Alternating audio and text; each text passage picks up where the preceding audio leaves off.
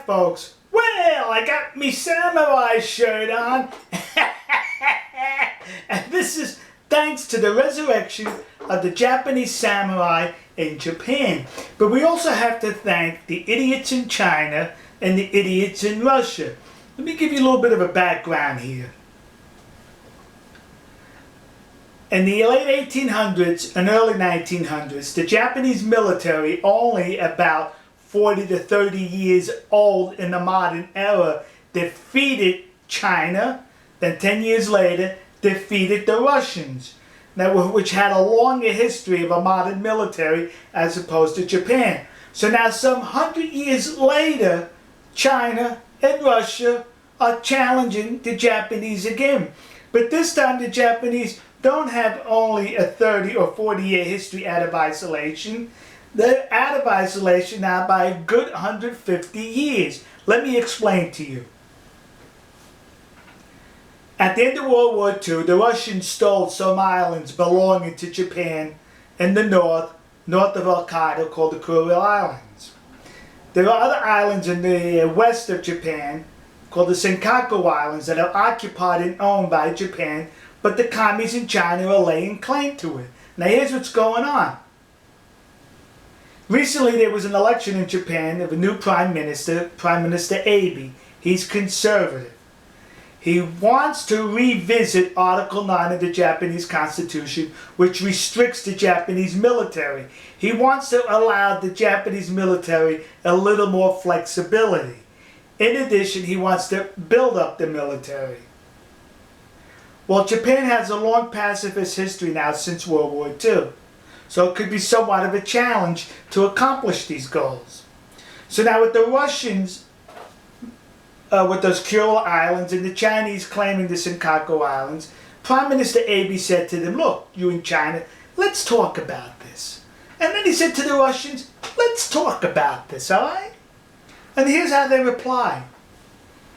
The commies in China continue the incursion, the violation of Japanese territorial waters with military vessels. And recently, one of the Chinese Navy vessels locked their weapons radar onto a Japanese military vessel.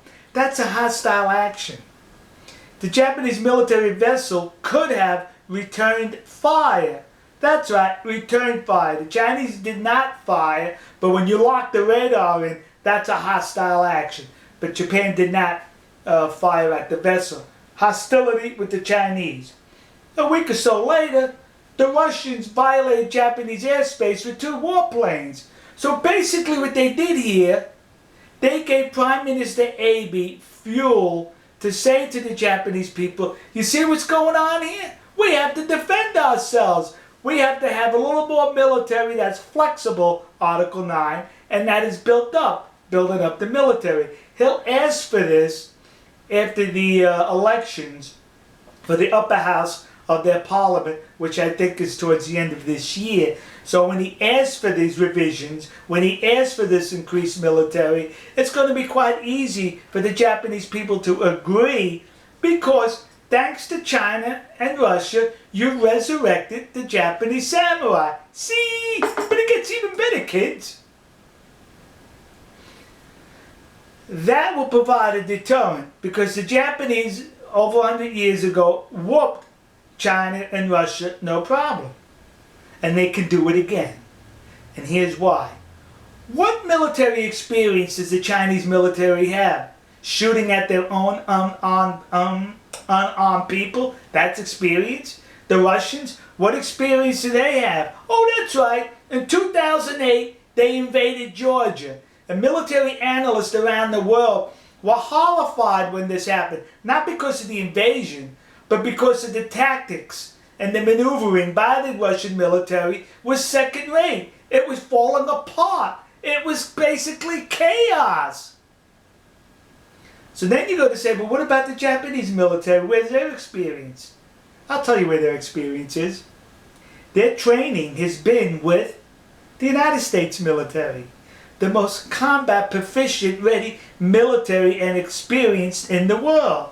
So all the combat experience our military has gained has happily passed it on to our good friends and allies in Japan, and the Japanese are excellent students. Now, so now you're going to mention, well, the Russians and the commies have nuclear weapons. Alright, guess who else has them? Japan. In the 1980s, President Ronald Reagan allowed weapons-grade plutonium for nuclear weapons to be given to Japan or sold to Japan. And the Japanese have been using these weapons-grade plutonium as stockpiling them as a possible deterrent in case they have to use it. It is estimated that the Japanese currently can put together more nuclear weapons than China, Pakistan, and India put together. That's a heck of a lot of nuclear weapons. But the Japanese aren't going to have to use them because the military will be able to defeat anything the Chinese or the Russians throw at them.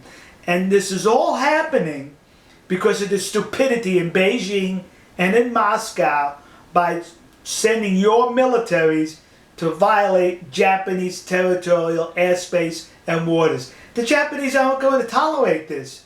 They didn't tolerate it in the past. They're not going to tolerate it today. And they got the right prime minister